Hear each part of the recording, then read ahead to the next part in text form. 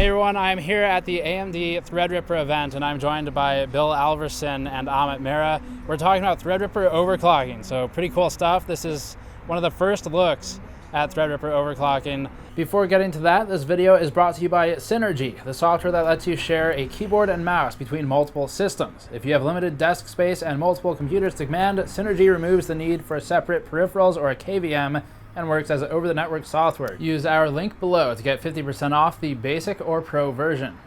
So let's start off with talking about what you guys achieved earlier in the demo. Okay. So give everyone some perspective on the base frequency and then what you ended up overclocking to. So base frequency, all-core boost would be 3.7. We all-core overclocked over 5 gigahertz. Yeah, so we got to actually 5.2 gigahertz. All cores. So 5.2 from 3.7. From 3.7, yeah. Right. Pretty good. Yeah. So, and that's all core. All cores. What about voltage for that? For that, we were running at 1.6 volts on this part. Okay. And what's out-of-box voltage is, like if you run it kind of all cores, engaged, turbo? Depends on the part. I think the typical range is 1.2 to 1.3 volts. Yeah. A little bit higher maybe for single core boost, yeah. So what about when you're looking at overclocking the Threadripper parts, are there any major differences between this and the previous Ryzen series, like for items you need to tune or watch out for? There's actually less things I think you have to worry about. Yeah, we worked out a lot of the stuff with the AM4 launch, so here basically probably PCI, go to Gen 1, and if you're going to leave memory 2133 range, you don't have to mess with anything else. Cool. So Gen 1 PCIe, we were talking about that earlier. What's the main benefit from dropping down to that? So right now we're just not Gen 3 stable whenever we want to run full pot. So if you want to run a higher temperature, that might be okay. But I mean the easiest thing to do is run full pot. And so when we're running at the full liquid nitrogen temperature, if we go to Gen 1.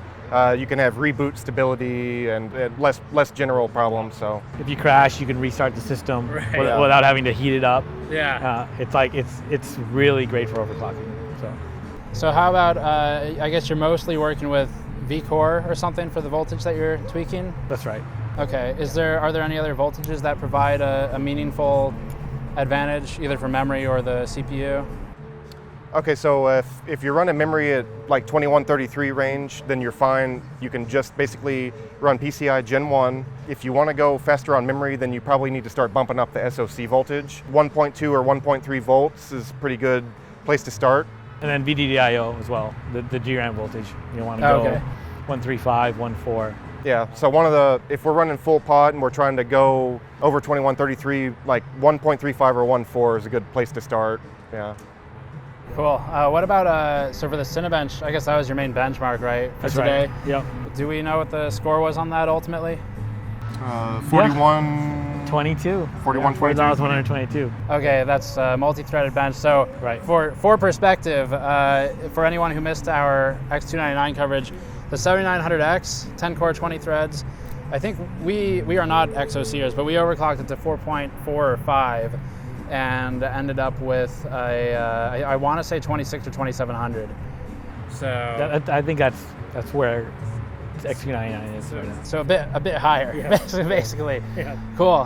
So that's what you can expect for the basics, I guess, then, or for the XOC basics. This part actually at base beats that score. Okay. So just in mission mode. So it's pretty exciting. Yeah. So for overclocking, were you mostly using Ryzen Master for this stuff? Were you guys going to BIOS? We were using Ryzen Master today, yeah. Yeah, we've had good luck with both options though. Yeah. So Ryzen Master is an easy option for not having to reboot and all this sort of thing. But there's been other times where we've chose to pick some base frequency in BIOS and run with that, and that works equally as well. Right. Right.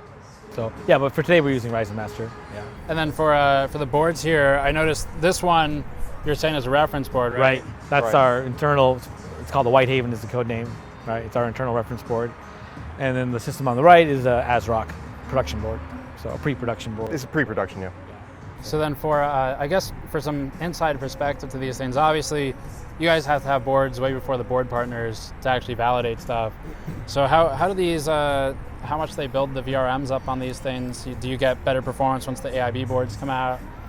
for these, we were lucky, and so they built them to have a little bit more headroom on the VRM than what TDP would tell you. So we were pretty lucky on there. We can get pretty far on the Whitehaven. Yeah.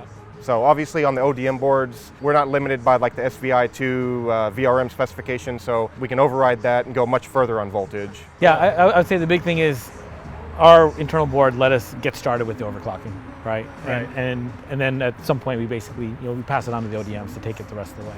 So. What are you using for the LN2 pot? Did you have to have something custom made, or?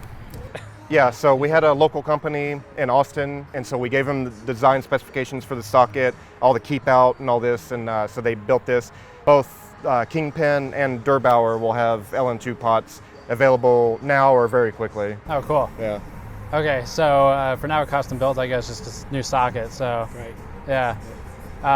What about for other items of note, overclocking Threadripper in general? Is there any new stability issues to look out for that are different from what you normally run into with overclocking, or?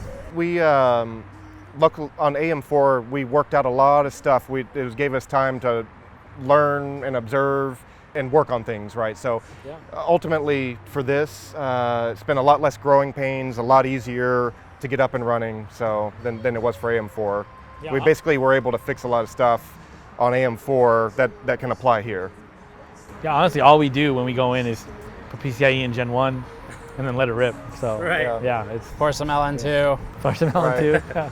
Very cool. Yeah. Well, thank you guys for joining me. I guess by the time this video is up, Threadripper should be live probably. If not, our review will be, so check the channel for that. But thank you guys, Bill. Yeah. Amit. All right, thank you very much. We'll see you all next time. All right.